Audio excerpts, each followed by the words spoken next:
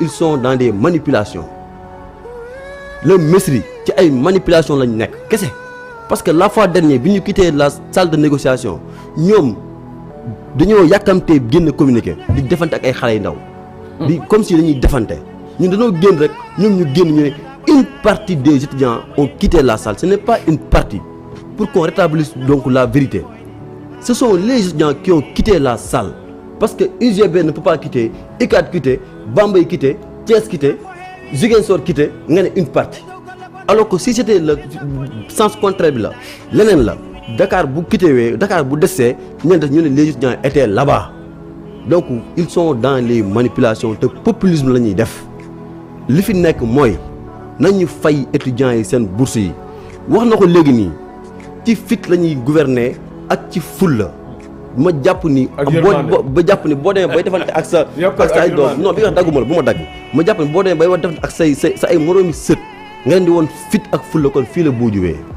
ñun ci li nga ñuy woo dañ leen wuy ci ba mu saf sàpp sur le terrain et on ne va pas reculer on ne va pas céder tant que nos bourses ne sont pas payées on ne va pas céder quitte à ce qu'on ferme les universités du Sénégal ñu dem toog suñu kër et on verra maintenant que va-t-il devenir ce pays parce que nag leen dafa am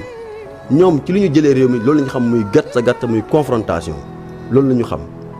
et ñu gis ni ñoom loolu la ñuy imposer parce que le premier ministre wax na ko grand théâtre nee na ñun du ñu ñooñu nga xamante ne nii étudiant bi si yëngatoo xoxatal ñu fay c'est parce que ils peuvent payer mais ils ne veulent pas payer parce que ñun dañoo wàcc sur le terrain et ils pensent que dañu leen di mettre couteau bi ci baat moo tax du ñu fay tel n'est pas le cas bu ñu yorlu suñu xaalis on n'a pas intérêt à exposer nos vies nekk sur le terrain nee na wàññuñ bourse yi effectivement dañuy wàññi bourse parce que li fi amoon dañoo ñëw au temps de maître Abdoulaye Wade ñu généraliser les bourses te à l'époque bi ñu koy généraliser c'était à l'occasion benn étudiant bu ñàkk bakkanam étudiants yi xeex bañ étudiant ñàkk bakkanam ñu généraliser ñu jógee foofu noonu ñu augmenter des bourses sous l'ère de Macky Sall il l'a augmenté parce que également aussi am na étudiant bu fi wàccoon bakkanam muy Ziguinchor muy Saint-Louis Fallou Sène yàlla na ko yàlla yërëm amiin ñun nii suba bu fi étudiant deewoon suba ils vont payer suba étudiant deewoon ils vont augmenter ils vont faire parce que ñun dañoo xaaroon ñoom ñu yokk bourse yi parce que ku fi nekk jaar fi am na loo def mais ñoom dañoo ñëw pour wàññi weesul nga ni étudiant bi nga xamante ne ni enjambiste la bu fekkente ne ni dafa am 42 crédits dafa jàll L2 da ngay dagg boursam def ko demi bourse ñu ngi wàññi la parce que ça n'a jamais existé. étudiant bi su passé quelles que soient les conditions bu mu passé wee muy 60 crédits muy 42 crédits étudiant boobu day am renouvellement day am 40 000 francs de bourse mu continuer donc ñoom actuellement prenons excellence weesu nekkul nga ne da ngay def demande pour mën a am bourse ci demande boobu noonu ils ont donné comme prétexte que dañu bëgg a xam ba xam kii doomu Bouba Ndour la ba xam kii doomu Der la papaam am na xaalis ñu xool bu fekkee day am bourse wala am bourse tant qu'il y a demande effectivement tant qu'il y a demande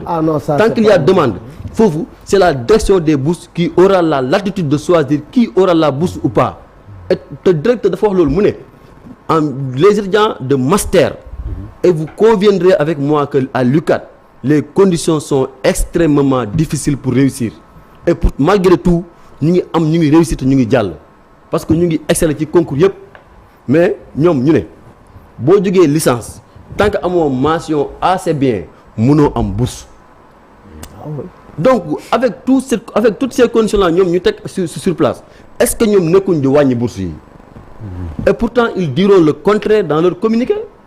essayer di manipuler étudiants yi di leen jaxase ak population bi suñu génn ñu étudiants yi dañoo bëgg xeex dañoo bëgg grève dañoo bëgg lii alors que étudiants yi seen droit la ñuy revendiquer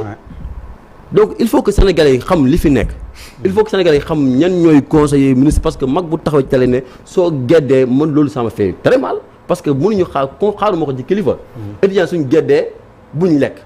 moo gën ñuy kii ñun lu ñuy demande ñun leen am na soo gisee ñu def ay GST bourse la mus leen gis lu xew ci campus bi moom parce la mën na ko wax fii ngeen toog li fa manque yëpp musuñu ko kaas ba def GST léegi GST li tax mu am rapport bourse am rapport ak GST mooy ki nga xamante ni amul lu mu lekk mais fan la jël lu mu lekk te mu gis restaurant yi tëj na mais day dem dugg lekk nekkoo sa kër sa yaay neuf sa papa neuf amoo les moyens. d'accord naa mais justement nag loolu mu waroon tax ba ren ji bi ci bii grève yi waru leen woon